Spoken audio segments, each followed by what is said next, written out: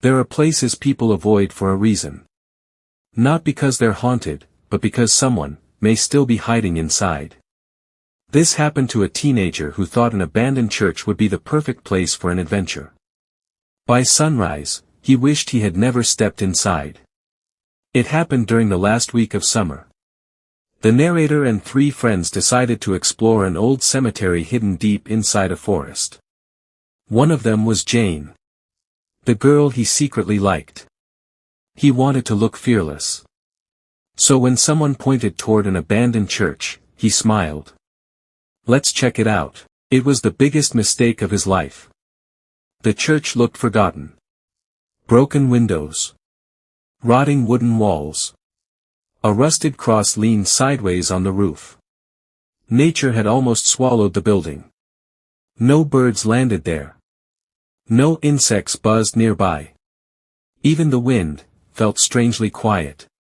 Jane whispered, "This place doesn't feel right." Nobody answered. They walked closer. The front door wouldn't open. It had been locked for years. One friend found a broken side window. Just big enough to crawl through. One by one, they climbed inside. The air smelled damp.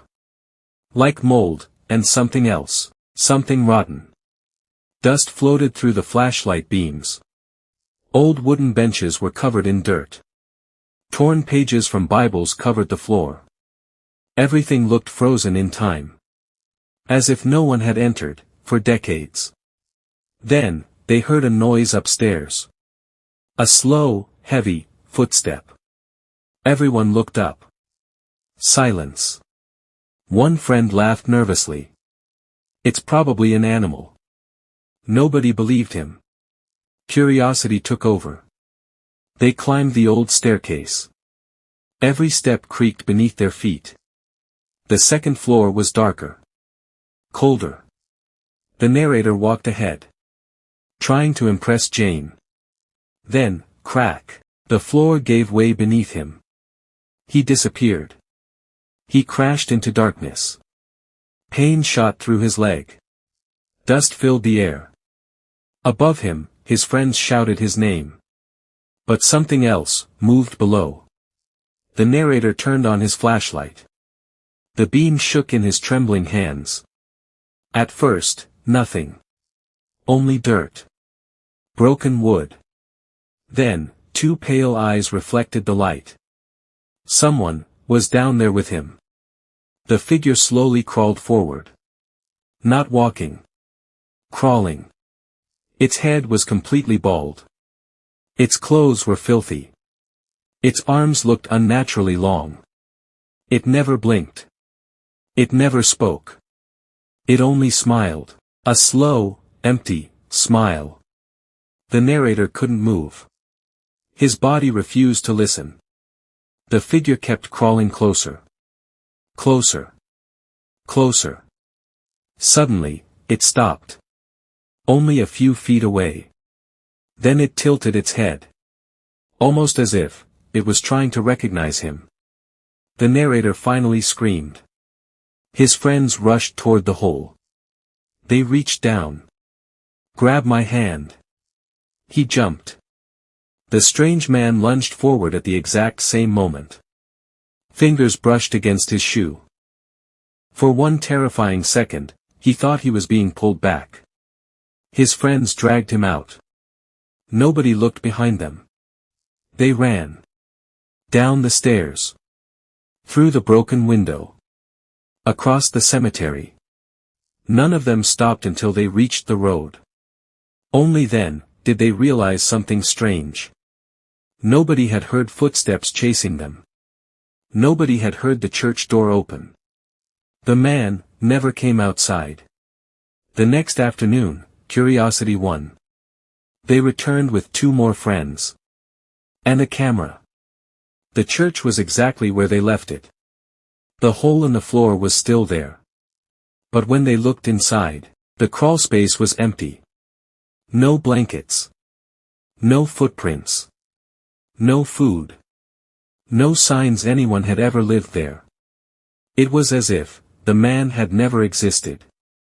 Weeks later, the narrator spoke with an older local resident. After hearing the story, the man became unusually quiet.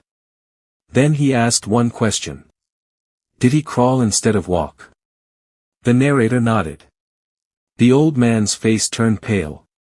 He whispered, "You're not the first person to describe him." Then, he refused to say another word. To this day, the narrator has never returned to that cemetery.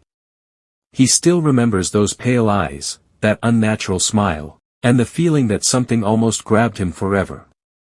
Because sometimes, the scariest thing inside an abandoned building isn't a ghost. It's discovering you're not the only one living there. Most people believe the dead can't hurt you. But sometimes, it's not the dead you should fear. It's the person standing beside their grave, watching you. Waiting for you. Learning everything about your life. And by the time you realize it, they already know where you live. My grandmother passed away in early autumn. She was the kind of person everyone loved. Every Sunday, I visited her grave. Not because I had to. Because it made me feel close to her. The cemetery was always quiet. Old trees. Cold wind.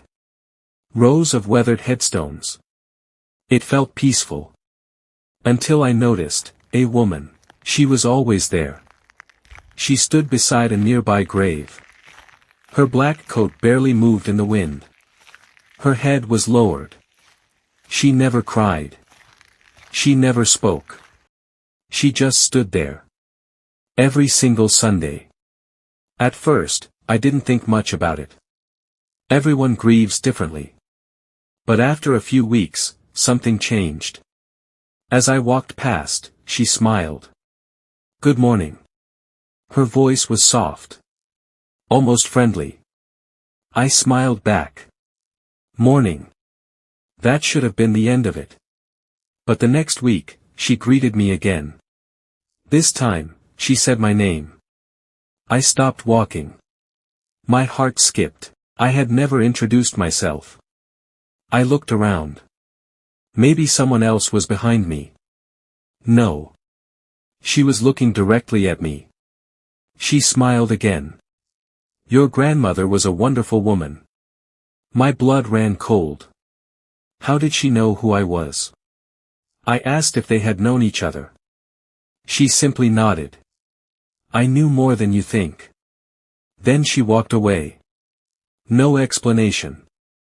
No goodbye. Just disappeared between the rows of graves. I watched until I couldn't see her anymore. Something about her didn't feel right. Months passed. Life slowly returned to normal. Then my grandmother's house officially became mine. I moved in alone. It was an old house. Quiet. Full of memories. Some nights felt lonely. But I never felt afraid. Until one evening, someone knocked on the front door. Nobody was there. Just silence. I looked down. Nothing. No package. No note.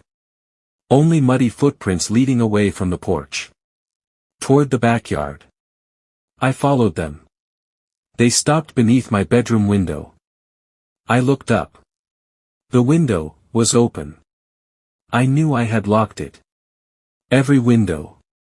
Every door. I ran inside. The house was silent.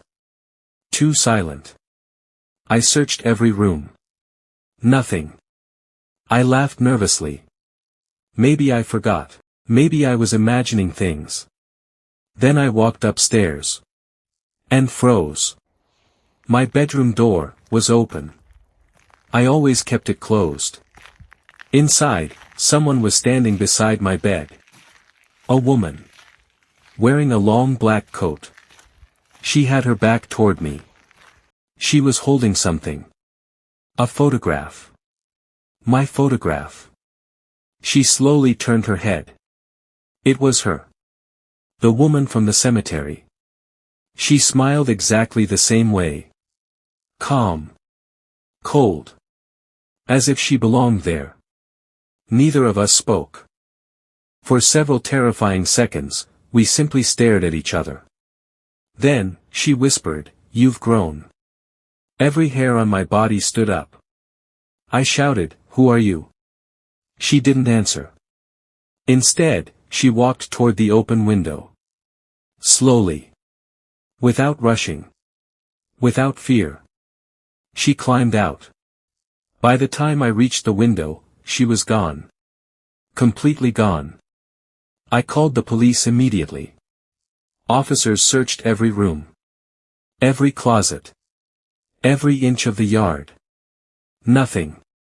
No fingerprints. No footprints. No signs of forced entry. One officer looked at me. "Are you sure someone was here?" I pointed toward the photograph. It was missing. The only picture of me she had been holding had disappeared. The officer searched the room again. Nothing. It was gone. Along with the woman. Police checked nearby security cameras. No one entered the property. No one left. It made no sense. Days later, I returned to the cemetery. I walked straight to the grave where she always stood. There was no one there. Only an old headstone. The name on it didn't match anyone my grandmother had ever known. I asked the cemetery caretaker. He looked confused. Then he asked me, "What woman?" I described her. Black coat. Dark hair, always standing here. The caretaker became quiet. Finally he said, "I've worked here for almost 20 years. I've never seen anyone matching that description." I felt sick. Because I knew, I wasn't imagining her. I stopped visiting the cemetery. I moved out of my grandmother's house 6 months later. I couldn't stay there anymore. Every creak, every shadow, every knock at the door, reminded me of her. But the story didn't end there. A year later, while unpacking boxes in my new apartment, I found an envelope with no return address. Inside, was the missing photograph, the same one she had been holding in my bedroom. On the back, someone had written 6 words. "I'll visit you again someday." There was no signature. No fingerprints. No clue who sent it. Only one terrifying reminder: sometimes, the people who quietly enter your life, never truly leave.